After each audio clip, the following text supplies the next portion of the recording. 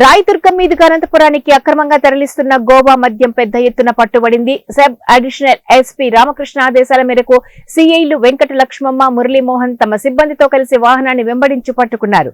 వాహనంలో సుమారు 100 పెట్టెల్లో ఉన్న గోవా మద్యాన్ని స్వాధీనం చేసుకున్నారు. జిల్లా అధికారుల సమక్షంలో పూర్తి వివరాలు వెల్లడిస్తామని సిఐలు తెలిపారు.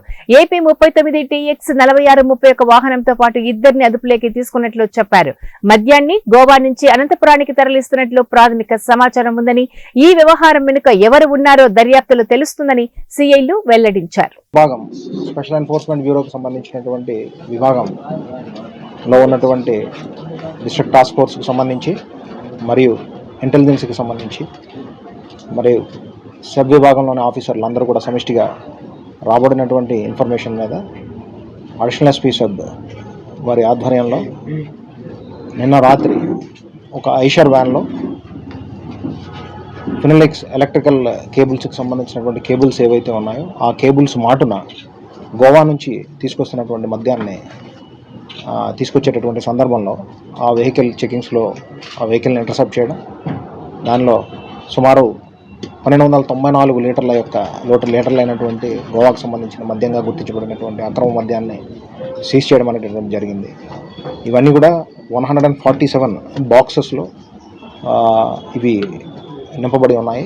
అట్లా ఈ బాక్సెస్ అన్నింటినీ కూడా ఎలక్ట్రికల్ కేబుల్స్తో పాటు కలిపి దీనిని రవాణా చేసేటటువంటి క్రమంలో వెహికల్కి సంబంధించినటువంటి అక్కడ మనకి 2 నిందితులు దొరకడం జరిగింది.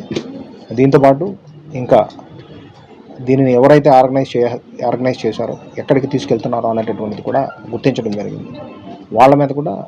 వాళ్ళని కూడా దీనిలో కనెక్ట్ చేయడం అనేటటువంటి జరిగింది. అంటే ఫార్వర్డ్ లింక్, బ్యాక్వర్డ్ లింక్, ఎక్కడి నుంచి ఎక్కడికి వెళ్తున్నారని.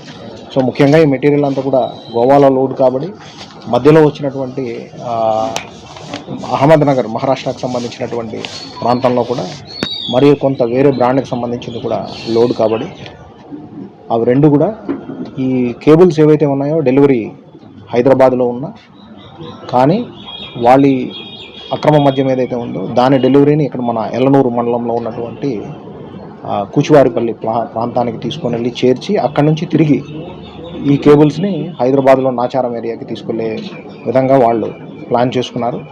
అయితే మనకు రాబడినటువంటి సమాచారం మీద ప్రత్యేకమైనటువంటి ప్రతిభ కనబరిచి డిస్ట్రిక్ట్ టాస్క్ ఫోర్స్కి సంబంధించినటువంటి ఇన్స్పెక్టర్ వెంకటలక్ష్మి, ఇంటెలిజెన్స్ సంబంధించినటువంటి సిఐ అంటే సబ్ విభాగానికి సంబంధించిన వాళ్ళే అందరూ కూడా ఆఫీసర్స్ అందరూ కూడా Krishna and Rayadurgam sub CI Muralimohan వీళ్ళందరూ కూడా ప్రత్యేకమైనటువంటి ప్రతిభని కనపరచడం జరిగింది.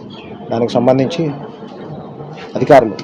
పైన అధికారులు అయినటువంటి అడిషనల్ ఎస్పీ గారి ఆధ్వర్యంలో వీటిని గైడ్ చేయడం, రామకృష్ణ గారు టీమ్స్ అన్నింటిని కోఆర్డినేట్ చేయడం, అర్ధరాత్రి వచ్చినటువంటి సమాచారం మీద వెహికల్ చెకింగ్స్ని అప్పటికప్పుడు ఆర్గనైజ్ చేసుకొని దాని మీద ఇంటర్సెప్ట్ చేసి ఈ అక్రమ మద్యాన్ని అంతా కూడా సీజ్ చేయడం జరిగింది.